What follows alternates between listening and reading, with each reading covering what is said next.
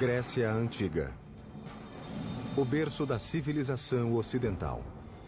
Por mais de 1000 anos, esse povo forte e carismático desenvolveu os mais avançados feitos tecnológicos que o mundo já vira. So you have the appearance of a new generation of thinkers. And you have a reason to build things, to understand nature, to create technology. Obras de engenharia tão impressionantes que os povos antigos acreditavam que haviam sido construídos pelos deuses. One thing that we should really wonder is how on earth these people managed to lift these truly huge, gigantic stones. Essas maravilhas tecnológicas foram estimuladas por líderes cuja sede de grandeza uniu um povo e os lançou às alturas de um império.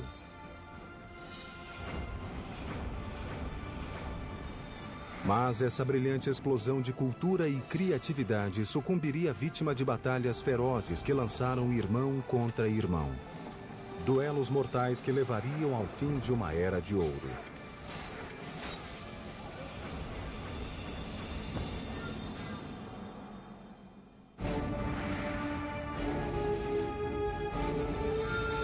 Construindo um império. Grécia. Setembro de 480 a.C. Amanhecia na ilha de Salamis e sobre o estreito canal que a separava da Grécia. O mar calmo não dava sinais da grande batalha que estava prestes a começar ali.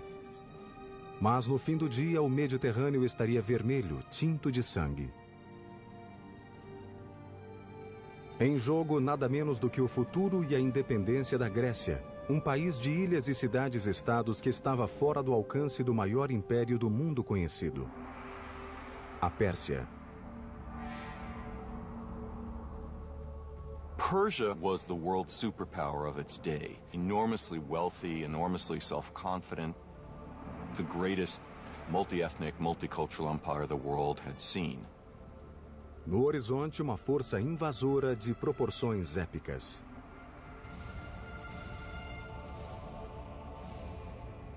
...700 navios com 150 mil guerreiros determinados a anexar a Grécia ao seu império. Mas um grego estava alerta e pronto para a batalha. Seu nome, Temístocles, um almirante e político ateniense que há anos se preparava para esse momento. But going up against Persia, the world's greatest superpower of the time, would be no day at the beach for Themistocles. Hello, I'm Peter Weller. First of all, the Greek naval fleet was outnumbered 2-1. Second of all, Themistocles faced the almost insurmountable problem of trying to unite a completely disparate and contentious group of warriors into one command. You see, the good news about the civic development of ancient Greece was the city-state. Each of these city-states was sort of a self-contained, self-reliant mini-country within Greece.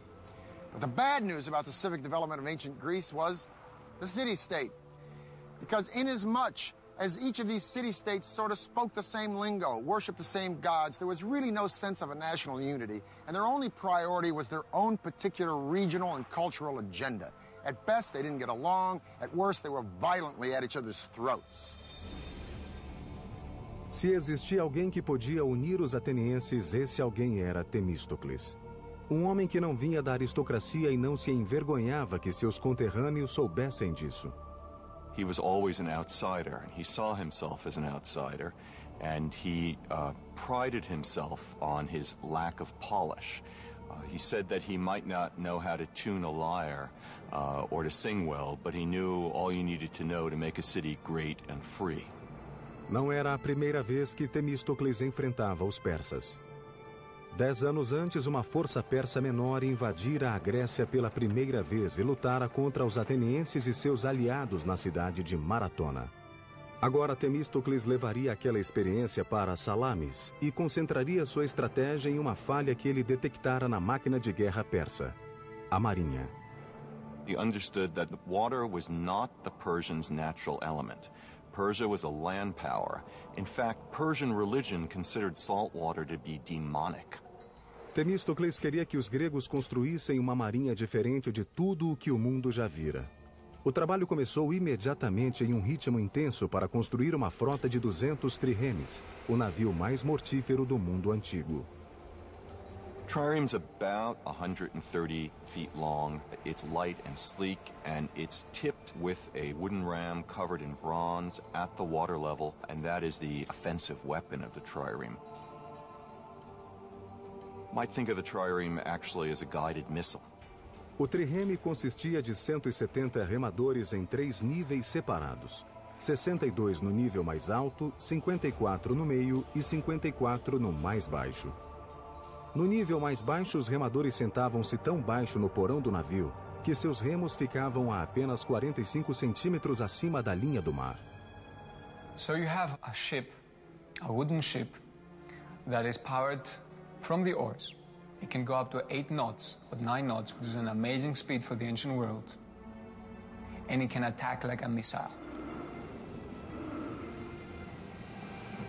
And the rowers, of course, have to learn how to work as a team. They have to learn to row together in unison, which is an easy thing to begin to do, but a very difficult thing to master. A frota de triremes de Temístocles ficou pronta em poucos anos e no tempo exato. Na primavera de 480 a.C., a Pérsia lançou um maciço ataque contra a Grécia. Temístocles sabia que a frota persa era maior que o conjunto da frota grega na proporção de 2:1. Então ele engendrou um plano simples, mas ardiloso para manter os gregos unidos e nivelar as forças. He had to turn a disadvantage into an advantage, the fact that he had fewer ships than the Persians. So he had to lure the Persians, if you like, into such a battleground that they could not advance the whole ranks. So he can actually concentrate their power and strike it. So the best place that he could do that was at the Straits of Salamis. Temístocles engendrou um ardil para atrair a frota persa aos estreitos de Salamis. Themistocles was a very cunning man, a great trickster. Themistocles knew that the Persians preferred to win battles through diplomacy, through intimidation, and through buying traders. Na véspera da batalha, ele mandou um serviçal de confiança para o campo persa. O serviçal fez o papel de traidor, contando ao rei persa que os gregos estavam desorganizados e que se os persas enviassem seus navios à noite, poderiam surpreender a marinha grega pela manhã. Os persas morderam a isca.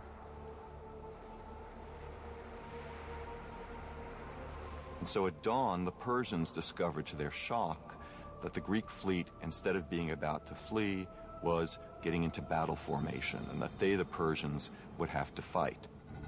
So it was a perfect setup of a battle by Themistocles. 200 triremes, movidos por 34.000 remadores gregos, se dispuseram em linha, não cedendo espaço para os persas manobrarem nos estreitos. A armadilha funcionou perfeitamente. Os ataques se mantiveram pelo dia todo. Os triremes gregos cercavam os navios persas e depois arremetiam com suas vigas dianteiras. And the Persian officers died in unusually high proportions. A batalha foi tão confusa, caótica e apavorante que ao fim do dia os gregos sequer tinham certeza de terem vencido. Mas os milhares de cadáveres inimigos nas praias de Salamis revelavam uma decisiva vitória grega. Algumas fontes históricas afirmam que os persas perderam 200 navios e os gregos 40. Os persas que não tinham se afogado eram mortos por soldados gregos que esperavam na praia. Had the Greeks not won the Battle of Salamis, the Greek civilization, or ancient Greece, its values that we all share in our today's world, may never have been there. Após a formidável vitória em Salamis, Temístocles foi aclamado herói. Mas suas ambições pessoais começaram a fazer crescer o ódio de seus muitos inimigos políticos. Foi só uma questão de tempo até que a cólera da Assembleia transbordasse. Athens at this time had a practice called ostracism, an annual unpopularity contest, in which the people would vote for the politician who they felt was most disruptive, most dangerous to the political process, and they would exile him for 10 years. Em 471 a.C., Temístocles foi condenado ao ostracismo. Por uma assombrosa ironia, foi obrigado a pedir abrigo ao inimigo que tanto se esforçara para derrotar. ele nunca mais viu Atenas. Amazingly, he was forced to flee to Persia itself, where he found refuge, and he ended his life speaking Persian, working as an administrator for the Persian king, helping the Persians govern Western Asia Minor. Temístocles desempenhara seu papel em uma épica história de poder e de conquistas que se inspirara em um passado glorioso. Os lendários contos sobre deuses e heróis narrados em épicos como a Ilíada e a Odisseia. As histórias podem ser mitos, mas as conquistas desses ancestrais gregos foram reais e ainda hoje se mantêm.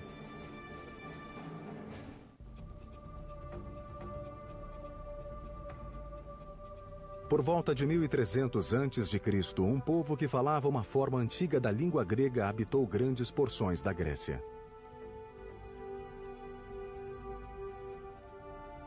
Eles eram conhecidos como micênios e durante anos suas guerras e escândalos, proezas e conquistas foram matéria-prima de lendas e estabeleceram os alicerces da civilização grega.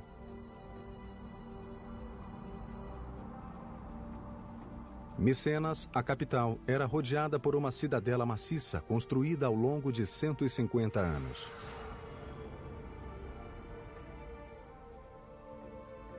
De acordo com o mito, nesta cidade os micênios foram liderados por um rei chamado Agamenon, cujas lutas épicas foram registradas pelo poeta Homero no século VIII a.C. em duas das narrativas mais famosas da história, a Ilíada e a Odisseia.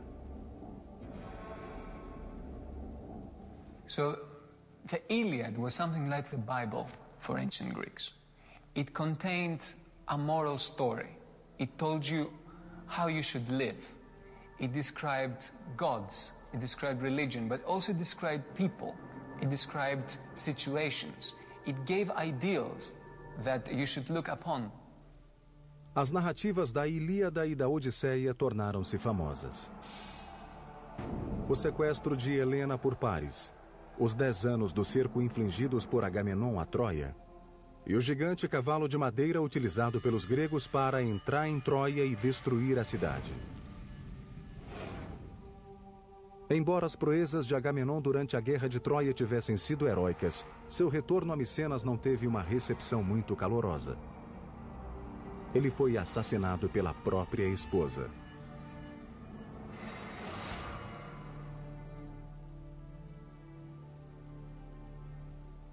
Scholars have debated for centuries whether or not Homer actually penned the Iliad and the Odyssey, or whether he just collected the folk tales of song, or whether he had anything to do with them at all. But if the ancient Greeks came back today, they'd scoff at this pithy harangue.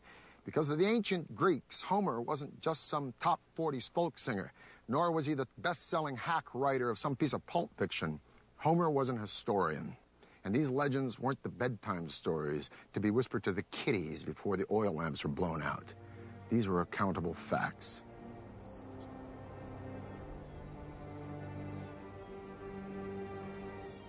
This is what is left of Mycenae, the capital city of which Homer writes, and where many, including me, would like to believe that Agamemnon really ruled.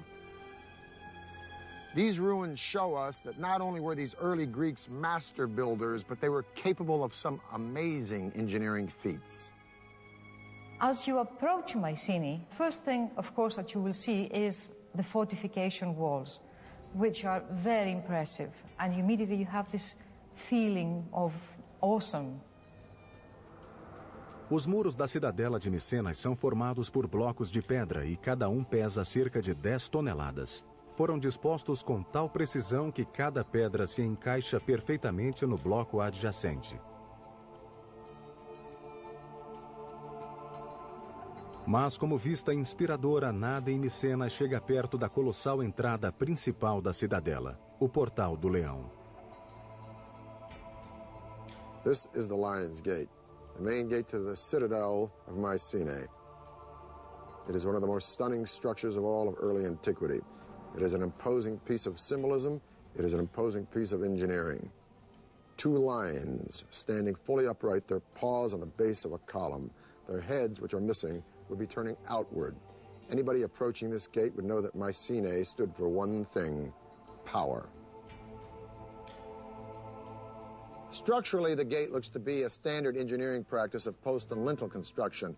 These vertical elements here, these massive piers, are the posts supporting the lintel, the horizontal element, which weighs about 12 tons. But it is above the gate where the lions live that the engineers took it one step further.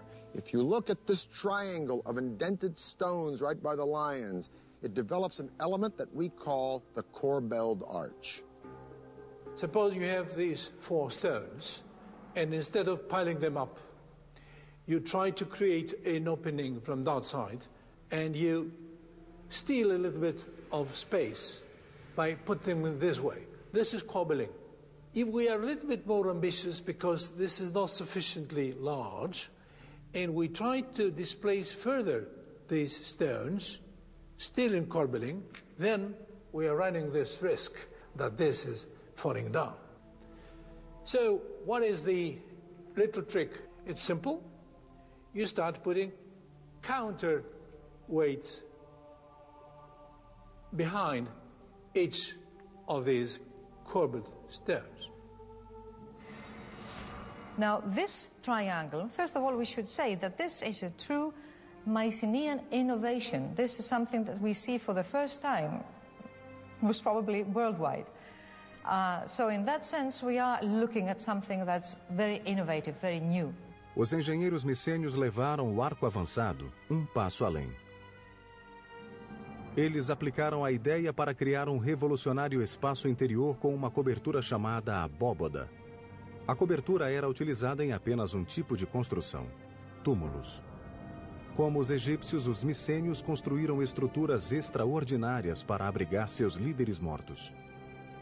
Esses túmulos chamavam-se tóloi. Suas construções partiram de algo que os engenheiros micênios nunca haviam feito. I mean, the circular form is completely absent in the architectural minds of the Mycenaeans. The Mycenaeans work with straight lines and right angles. So the circle is just for this kind of structure. So that makes the impression and the symbolism of the circle as related to death even stronger. Construir tóloi era gigantesco empreendimento de engenharia. O primeiro passo era cavar a lateral de uma colina. So they dug this trench, and this trench would form the dromos, which means in Greek road or way. In this case, it's a walkway to the tomb, and it's flanked on each side by these beautiful almond stones set in lengthwise and edgewise.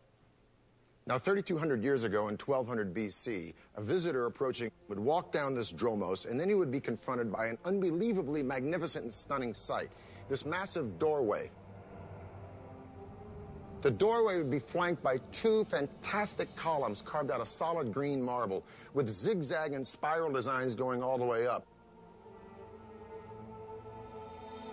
Each one of these massive stones is 2.5 feet tall, and there are 33 rings of these stones laid out in a conical shape. Now, each layer of stone is laid over the lower one in a sort of protruding fashion. That's what we mean by the corbelled style. And then they're shaved down to make it all very smooth. In order for this structure to be stable, you need a constant pressure from outwards inwards, very much like a barrel where you need this band, this metallic band around to keep the rings together. This pressure comes from the addition of earth.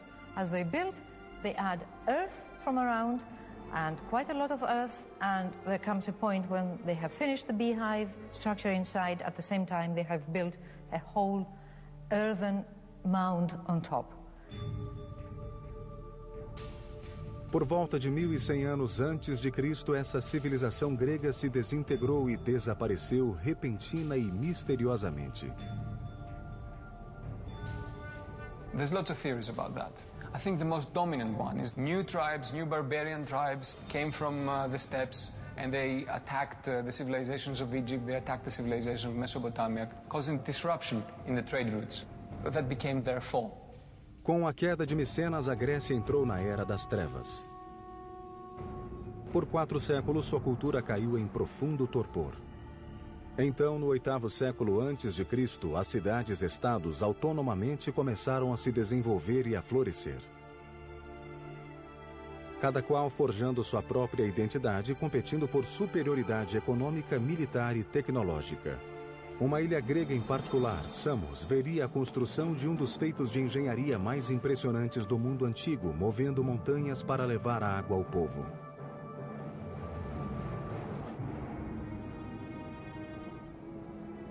Esparta, Atenas, Corinto, Tebas. Estas são apenas algumas das mais de 100 cidades-estados que emergiram por toda a Grécia 400 anos após o desaparecimento da civilização micênia. Antes do advento da democracia na Grécia, muitas dessas cidades-estados eram lideradas por um único governante, chamado de tirano na Grécia Antiga. Por volta de 540 a.C., um tirano chamado Polícrates governou a ilha e cidade-estado de Samos, no mar Egeu Oriental. He was quite a player on the international scene. He made tactical alliances, not just with the Persians, but also, for example, with the Egyptians. He was an ambitious figure. Polícrates viu que o caminho para o poder de uma ilha como Samos era pelo mar. Ele construiu uma frota de 100 trirremes, aterrorizando as cidades-estados vizinhas e taxando navios que passavam pela região. Under Polycrates, Samos, his home island, became the dominant sea power, and that was the basis of his wealth and power. Com sua riqueza recente, Polícrates construiu muros defensivos em torno da capital e se lançou a resolver um problema que atormentava muitas cidades no árido clima mediterrâneo: água potável. Samos was a very, very important and powerful city. They were needing a lot of water and they were short of water. Havia uma nascente abundante, mas ficava a 274 metros no Monte Castro. Polícrates e seus engenheiros tinham que imaginar o modo de ligar a cidade à fonte. Construir um aqueduto em torno da montanha não era uma opção. You could construct a water supply system around the mountain, but the first thing a besieging enemy would do to cut off that water line, and there you are with your wonderful fortification, with your wonderful new walls, and you're drying out. A solução requeria algo fora do comum. Polícrates procurou um engenheiro chamado Eupalinos. Este veio com uma solução que literalmente significava mover uma montanha, um túnel que atravessasse o Monte Castro. Seria um projeto enorme e extenso. The time needed for such tunneling should be enormous. Therefore, the decision was taken to drive tunnels from both sides. This is a mathematical and a technical problem. Como os engenheiros da atualidade fizeram sob o Canal da Mancha, Eupalinos cavou túneis dos dois lados da montanha para que se encontrassem no meio. Para tanto, teria de se certificar que cada túnel começasse na mesma altura nos lados opostos da montanha. Os túneis também tinham que coincidir no plano horizontal. Caso contrário, eles passariam um ao lado do outro como navios na noite. Sem equipamento sofisticado de exame topográfico, era um notável desafio de engenharia. A teoria envolvia uma caminhada curta em torno de uma grande montanha. Simulando um caminho da fonte para a cidade em curtas linhas perpendiculares, Eupalinos podia medir cada pequena extensão para calcular dois lados de um triângulo retângulo. Com dois lados do triângulo conhecidos, a hipotenusa era o caminho do túnel através da montanha. O que tornava esse prodigioso feito de engenharia ainda mais impressionante é que envolvia não só um túnel, mas dois. O túnel principal foi cavado a uma altura e largura de cerca de 2 por 2 metros, para ser usado apenas como espaço de trabalho para cavar um segundo túnel adjacente e abaixo do principal e que serviria como aqueduto. O túnel de trabalho foi cavado em terreno plano e o do aqueduto na lateral e abaixo daquele. Esse segundo túnel precisava ter um leve declive que permitisse o fluxo suave da água em direção à cidade. O risco de vida era permanente naquelas escuras e perigosas entranhas da montanha. Once they were in the mountains, the difficulties must have been paramount because rock may be moving in unpredictable ways. Water may all of a sudden splash up and cause havoc. This was probably a constant danger. Apart from that, it was dark and needed to be illuminated, and you needed to constantly know where you are in order to keep your line straight. Após pequenos ajustes, as duas equipes se encontraram na metade do caminho, quase que exatamente onde Eupalinos originalmente determinara. Os pisos dos dois túneis se conectaram com apenas 60 centímetros de diferença. Uma discrepância de menos de 1% do comprimento de 1.066 metros do túnel. Esse impressionante feito de engenharia pode ter sido o momento luminoso do reinado de Polícrates. Mas sua sorte política não seria tão brilhante. The Persian governor on the coast of Asia Minor decided that degree of autonomy that Polycrates enjoyed was unsuitable to the development of Persian power, and he was arrested and brutally tortured and crucified. Polícrates foi apenas um entre muitos tiranos que governaram as cidades-estados da Grécia Antiga entre 800 e 500 a.C. O poder de poucos sobre muitos era a única forma de governo que os humanos conheciam. Mas isto estava prestes a mudar. A cidade-estado de Atenas mudaria o curso da história. O líder visionário que faria isso acontecer se chamava Péricles. Seu legado seria um monumento eterno da Acrópole ateniense que se ergueu acima das nuvens. Um impressionante exemplo de precisão de engenharia chamado Partenon. Em 480 a.C., quando Temístocles derrotou os persas na Batalha de Salamis, ele salvou não só Atenas, mas também sua jovem democracia que nascera há 25 anos. Para Atenas, a época do governante único acabara. Atenas era rica em poder militar, tesouros, tecnologia e ideias. Estava pronta para sua época de ouro e um homem a conduziria até lá. Seu nome era Péricles, um intelectual democrata e esclarecido que apoiava as artes. Mas Péricles também expandiria o poder ateniense através de outros meios, inclusive ameaças, suborno e força bruta.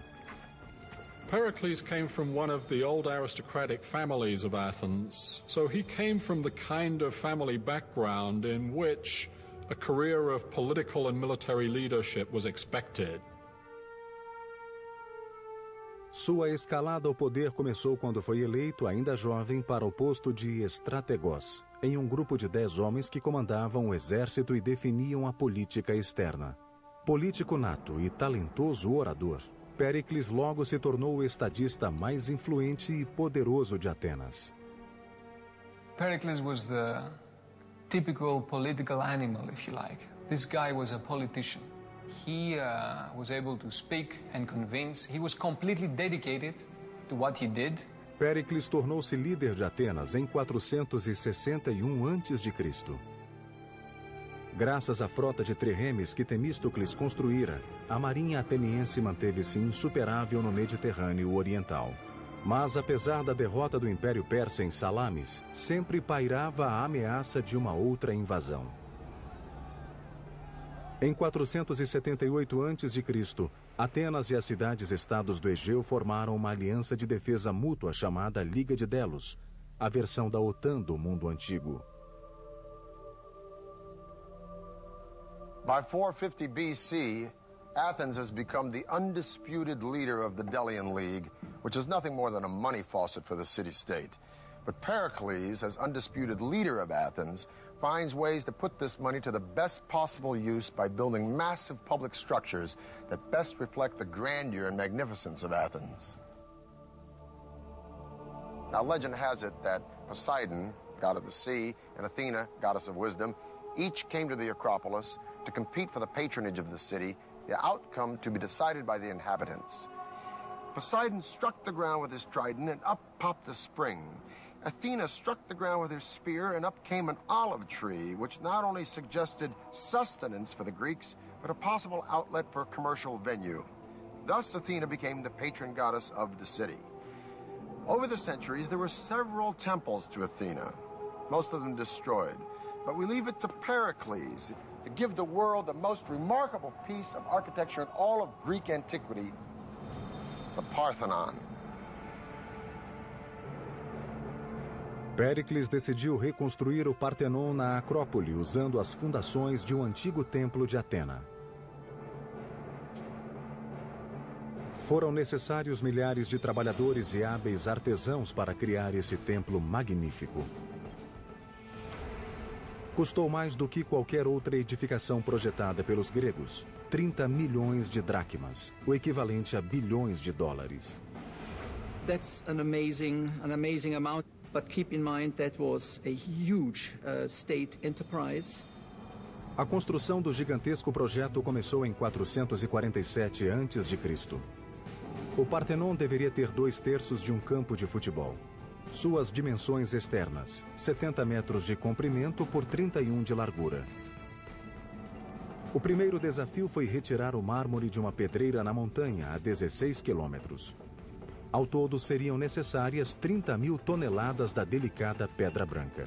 Na pedreira, os trabalhadores usavam as fendas naturais para retirar da montanha blocos gigantescos de mármore.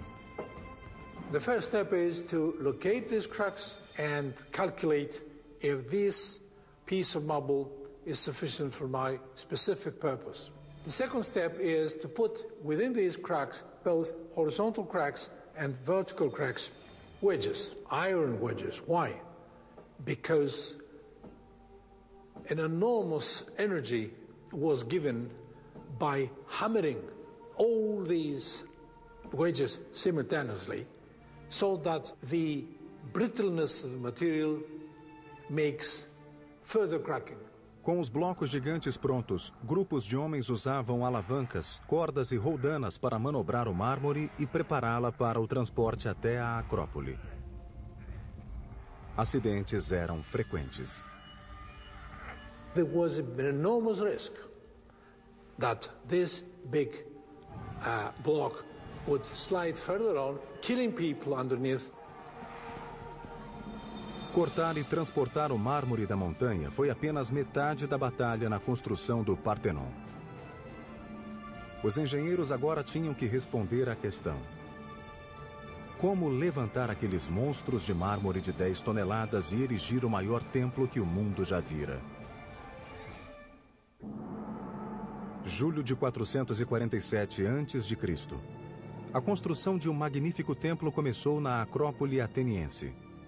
O Partenon era o grande projeto de Péricles, um líder dinâmico e ambicioso que levaria Atenas a uma idade de ouro jamais vista na Grécia Antiga. It was a statement. We are the most powerful city. We are the cauldron of democracy and free thinking. We have the best people, we have the best army, the best navy, we are the leaders. O Partenon diferia da maior parte dos templos da época, que consistia de uma construção hexastilo com pórtico de 6 colunas e 13 colunas laterais.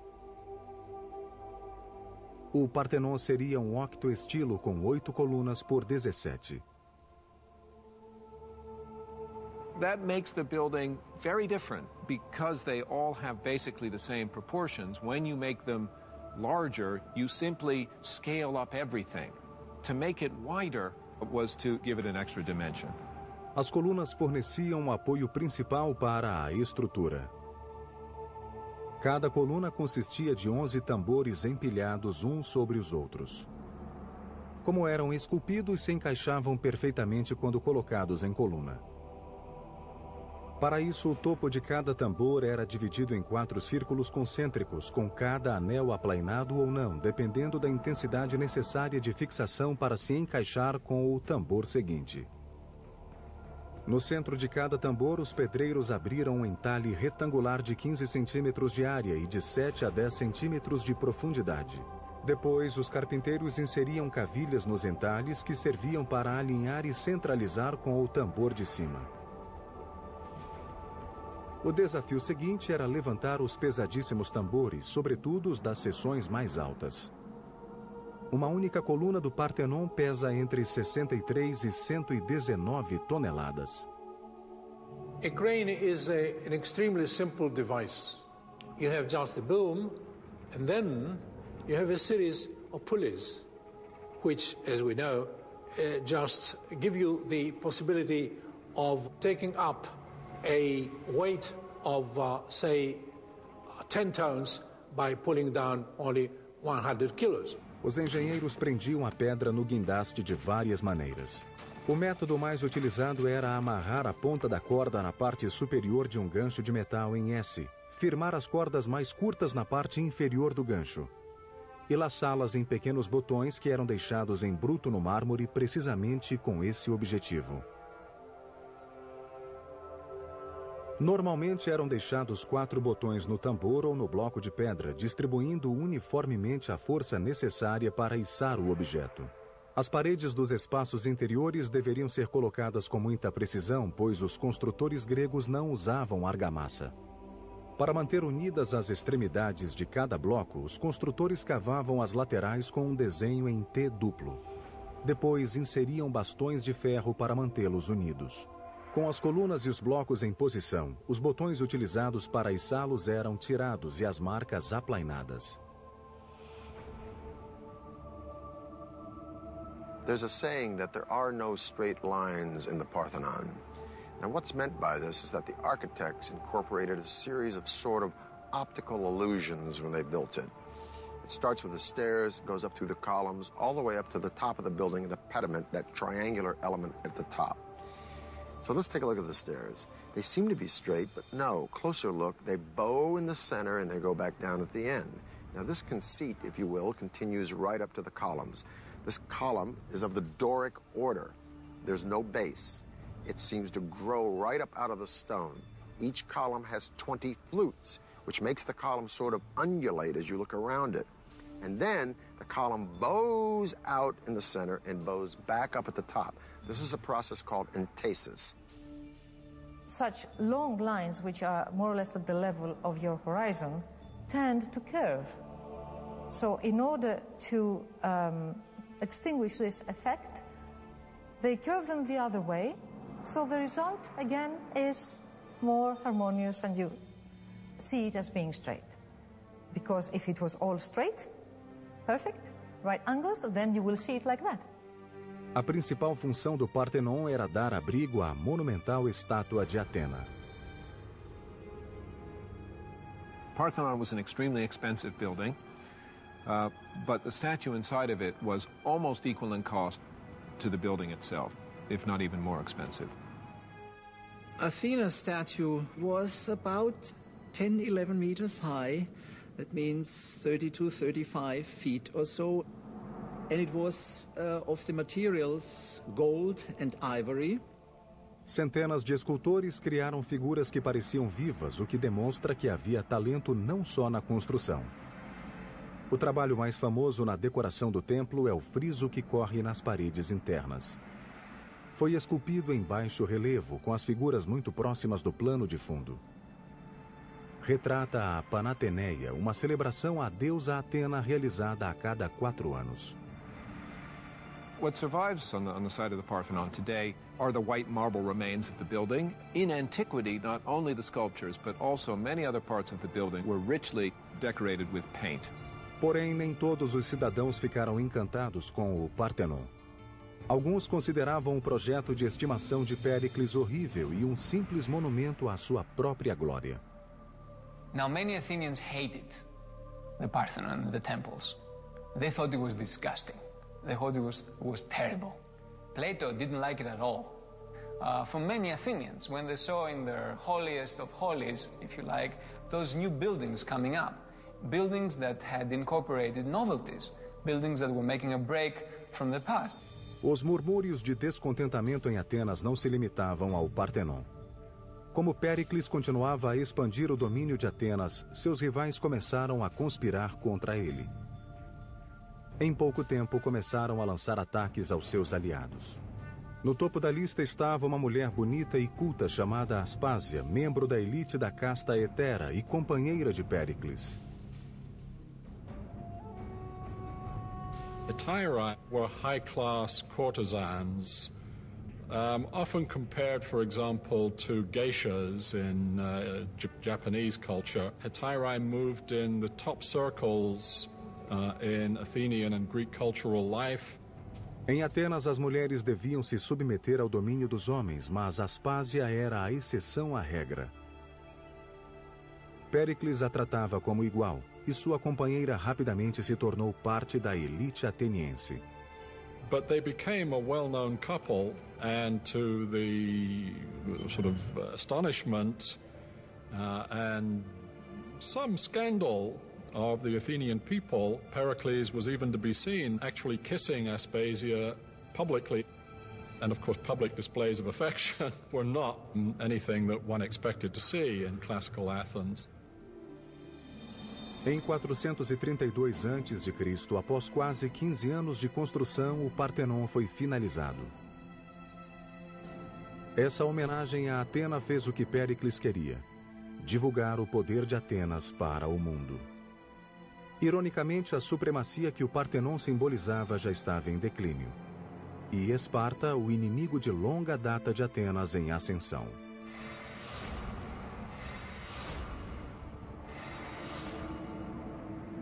Once Athens had established this great alliance system, or as some people put it, this Athenian empire, and arguably that's what it became, the Spartans began more and more to look askance, as it were, at the Athenians, and eventually, by the 430s, to feel threatened by the Athenians. Em 431 a.C., Esparta atacou Atenas. Durante 2 longos anos, Atenas resistiu ao cerco de Esparta, mas a luminosa cidade de Péricles estava prestes a sofrer o ataque de um inimigo invisível. After a couple of years, because of the overcrowding in the city of Athens, disease that seems to have come originally from the Near East attacked the Athenian people. It's known as the Great Athenian Plague. Large numbers of Athenians died in this plague. Péricles, então, com mais de 60 anos, sobreviveu à peste, mas estava fisicamente debilitado e sobre ele pesava a culpa pela desgraça da cidade. Em 429, com a peste e a guerra eclipsando sua amada cidade, Péricles morreu.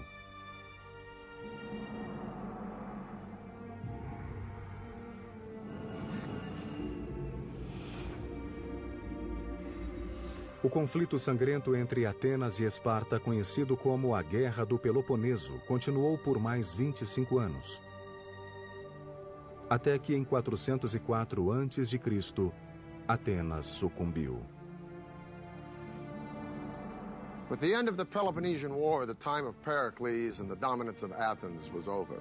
Great marvels of Greek culture and Greek engineering would live on. And the irony was that the two men, the two purveyors of the fantastic legacy of classical age of Athens, were not Athenians at all. The names of these two men would be synonymous not only with conquest, but with Hellenism, the spreading of the Greek ideal of culture and value throughout the world, right on up to our own modern day.